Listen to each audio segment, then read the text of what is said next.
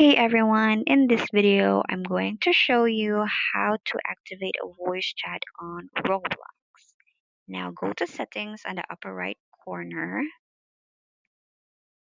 and make sure your account is age verified.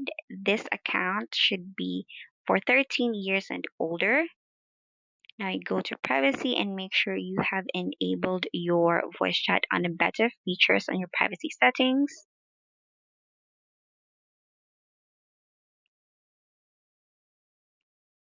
And you might want to go a game. I am playing Pet Simulator X, and as you can see, my Roblox character has a bubble microphone icon on it.